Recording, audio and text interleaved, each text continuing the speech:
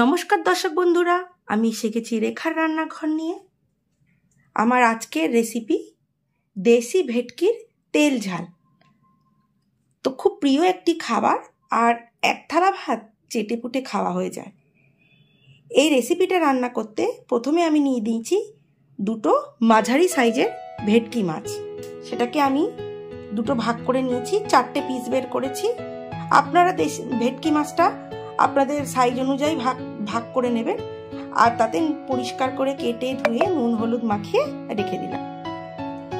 আর খুব সামান্য উপকরণে হয়ে যায়। আর তার সঙ্গে আমার যা যা লাগছে, এই কয়েক কোয়া রসুন, সামান্য আদা, দুটো মাঝারি সাইজের পেঁয়াজ, টমেটো দুটো, একটা মাঝারি একটা ছোট, আর 4টে কাঁচা লঙ্কার আমি পেট চিড়ে নিয়েছি, সামান্য ধনে পাতা কুচি, নুন, চিনি স্বাদ মতো। ফোড়নের জন্য লাগছে কালো জিরে, নিয়ে নিচ্ছি ভাজার জন্য সর্ষের তেল, আর একটা মশলাটা আমি নিয়েছি হলুদের গুঁড়ো, লঙ্কার গুঁড়ো, কাশ্মীরি লঙ্কার গুঁড়ো, আর 1 চামচ জিরে, সামান্য পরিমাণ করেই নেওয়া আছে। আর আমি এবারে করব কি, এই পেঁয়াজ আদা রসুনটা আর টমেটোটাকে একটা মিনি চপারে করে আমি ফাইন মিহি চপিং করে নিচ্ছি, কিন্তু আমি মিহি পেস্ট করছি না। তো প্রথমেই আমি এই চপারের মধ্যে দিয়ে পেস্ট করার ব্যবস্থা করে নিচ্ছি। দেখুন, একটা ফাইন পেস্ট করিনি, চপারে দিয়ে, মিনি চপারে দিয়ে, আপনারা যেরকম ভাবে পারেন। যদি আপনাদের কাছে মিনি চপার না থাকে তাহলে আপনারা এরকম ভাবে একদম ঝিরিঝিরি কুচি করে নেবেন। ওর মধ্যে দিয়ে নিচ্ছি আদা, পেঁয়াজ, রসুন, টমেটো। ব্যাস, এইবারে আমি রান্নাটা শুরু করব। ওভেনে একটা ফ্রাই প্যান বসিয়ে আমি গ্যাসের ফ্লেমটা অন করে নিলাম। নিয়ে এবারে আমি ফ্রাই প্যানে দিয়ে নিচ্ছি সর্ষের তেল।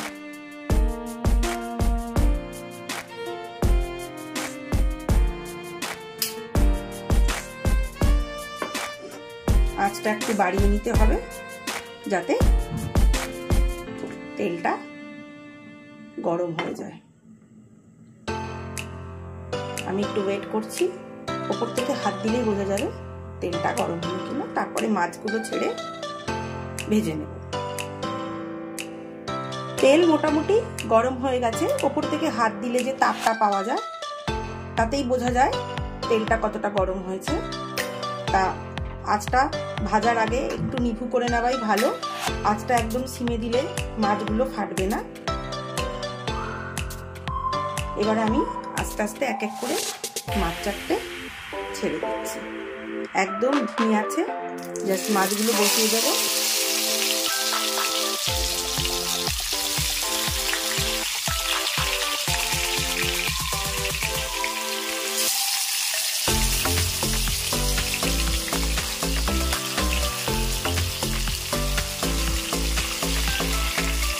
দিয়ে একদম ধিমে আছে ভাজবো।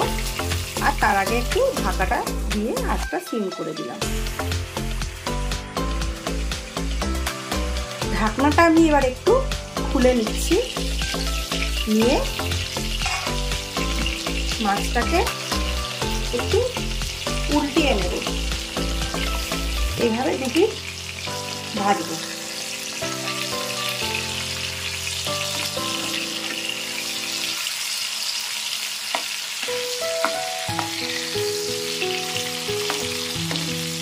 খুব লাল লাল করে ভাজবো না, মোটামুটি মাঝারি একটা ভাজা হলেই হবে।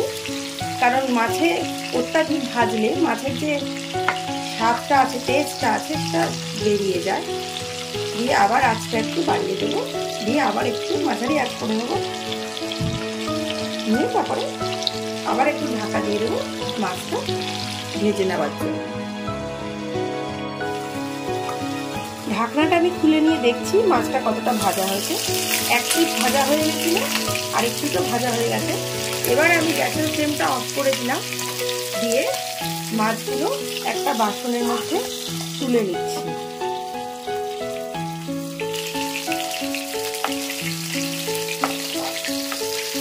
আমি মাছগুলো একটা একটা করে একটা বাসনে তুলে দিলাম।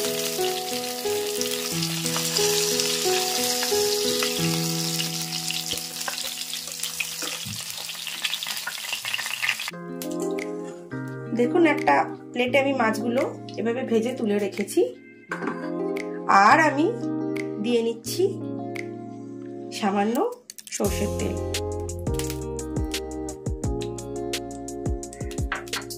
আবার গ্যাসের ফ্লেমটা অন করে নিচ্ছি, নিয়ে তেলটা গরম হওয়ার জন্য ওয়েট করছি। তেলটা মোটামুটি গরম হয়ে এসছে, আঁচটা একটু সামান্য বাড়িয়ে দিলাম যাতে পরে যে কাঁচা তেলটা দিলাম তাতে তেলের সঙ্গে যেন তেলটা গরমটা তাড়াতাড়ি হয়ে যায়। এবার আমি সামান্য কালো জিরে ফোড়নের জন্য দিয়ে নিচ্ছি। আঁচটাকে একটু নিভু করে দিচ্ছি যাতে ফোড়নটা ফুটে না যায়। দেখুন কি সুন্দর চপিং হয়ে গেছে। এবারে আমি আঁচটা নিভু করে এই পেঁয়াজ রসুন টমেটো যে একটা ফাইন চপ করে রেখেছি সেগুলো আস্তে আস্তে ফ্রাই প্যানের মধ্যে দিয়ে দিচ্ছি।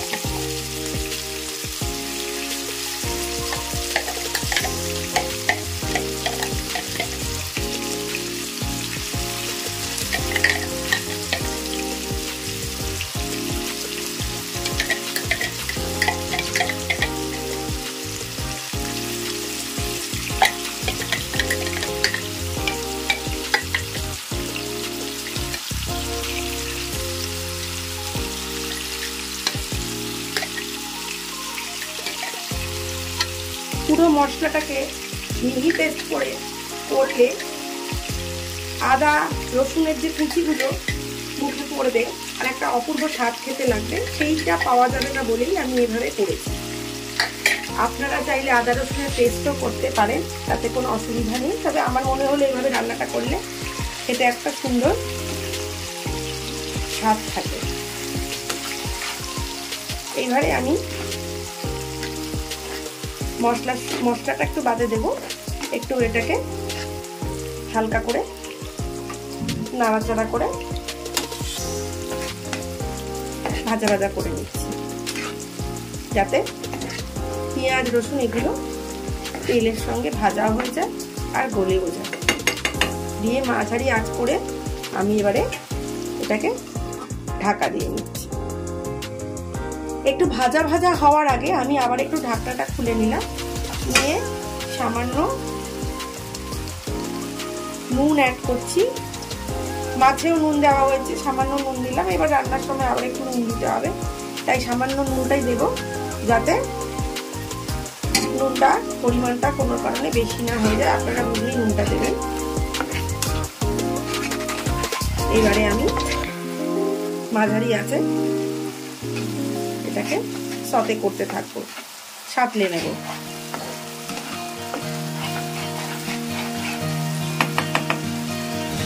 আবার 2 মিনিটের জন্য আঁচটাকে ধিমে করে ভাজা ভাজা হওয়ার জন্য রাখছি এবং আঁচটাকে ধিমে করে দিচ্ছি।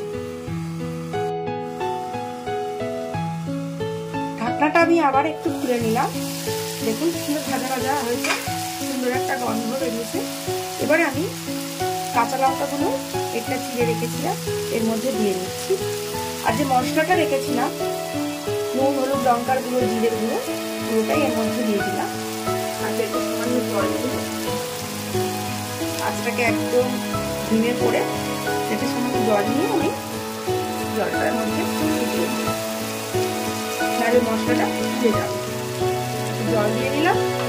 এবার তার সঙ্গে আমি দিয়ে নিচ্ছি স্বাদ মতো চিনি। অনেকে তো রান্নায় চিনি ব্যবহারই করে না, তো আমি রান্নায় চিনিটা দিই টেস্টের জন্য, একটা স্বাদের ব্যালেন্সও হবে আর রঙও সুন্দর একটা হবে। আর দিয়ে নিচ্ছি এবারে খুব সামান্য পরিমাণে নুন।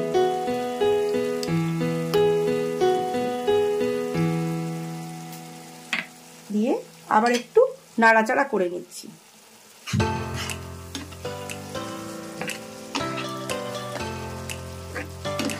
তো দর্শক বন্ধুরা, আমার এই রেখার রান্নাঘর চ্যানেলটিকে লাইক করুন, কমেন্ট করুন, শেয়ার করুন, পাশে থাকা বেল আইকনটিকে ক্লিক করুন এবং আমার যে রান্নাগুলো আছে সেই রান্নাগুলো আপনারা আপনাদের বন্ধু বান্ধব, আপনার আত্মীয় পরিজন সকলের সঙ্গে শেয়ার করুন এবং রান্না করে খেয়ে আমাকে আপনার রান্নার অভিজ্ঞতাটা আমাকে জানান যে আজকের রান্নার রেসিপিটা যে আপনি বাড়িতে তৈরি করে খেলেন সেটা আপনার কাছে ঠিক কতটা ভালো লাগলো।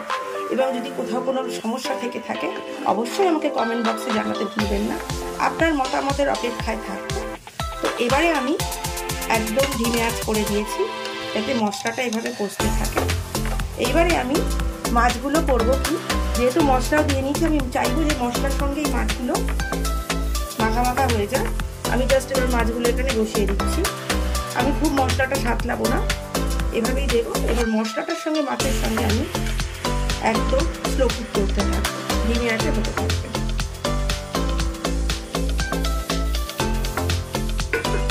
দিয়ে আমি মাছটা একদম ধিমে আঁচ করে ঢাকা দিয়ে রাখছি। আরো 2-3 মিনিটের জন্য এইভাবেই ঢাকা দিয়ে রাখবো।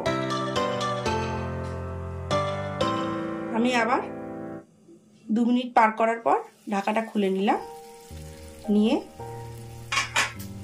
মাছটাকে আবার এবার এক পিঠ দিয়েছি, আরেক পিঠ এবার রাখবো।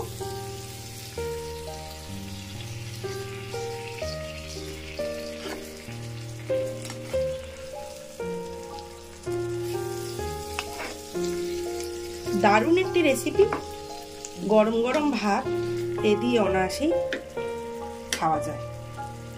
এবার আবার আমি 2 মিনিটের জন্য ঢাকা দিয়ে রাখবো।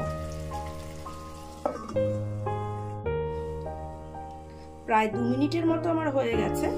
ঢাকাটা খুলে নিলাম। দুর্দান্ত সুন্দর একটা রং এসছে। এবারে আমি একটু এর মধ্যে সামান্য জল অ্যাড করব মাছটাকে সেদ্ধ হওয়ার জন্য। আরো মাখা মাখা করতে পারেন, এবার একটু পাতলাও রাখতে পারেন, এটা আপনার পছন্দ অনুযায়ী হবে। এবারে আমি এতে ওপর থেকে ছড়িয়ে নিচ্ছি সামান্য কাঁচা সর্ষের তেল। এর একটা সুন্দর মেলবন্ধন হয়। এবার আমি এটাকে একদম ধিমে আঁচে ফুটতে দেব। আর ওপর থেকে ছড়িয়ে দিচ্ছি ধনেপাতা। ধনেপাতা আপনারা সবার শেষেও দিতে পারেন, বাট আমি ধনেপাতাটা মাঝখানেই দিই, কারণ তার গন্ধটাও মাছ অব্দি পৌঁছানো দরকার। হয়ে গেছে আমার ধনেপাতা দেওয়া।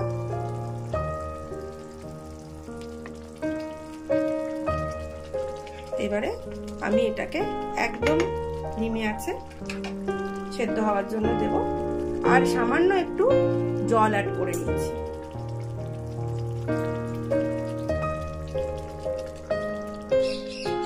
ব্যাস এটুকুই হবে।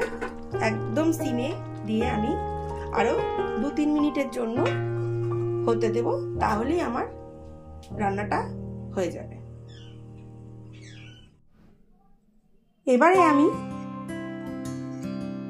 মাছটা একটা প্লেটে রাখছি। আমার রান্না রেডি। তো দর্শক বন্ধুরা, বাড়িতে আপনারা এইভাবেই তৈরি করবেন। দুর্দান্ত খেতে, আর স্বাদ, এর স্বাদের কোনো জবাব হয় না। তো দর্শক বন্ধুরা, আমার এই রেখার রান্নাঘর চ্যানেলটিতে আপনারা এইভাবে আমার সঙ্গে থাকুন, আমার পাশে থাকুন এবং এইভাবে আমাকে উৎসাহ দিন যাতে আমি আরো নতুন নতুন ভিডিও আপনাদের সঙ্গে রান্না করে শেয়ার করতে পারি।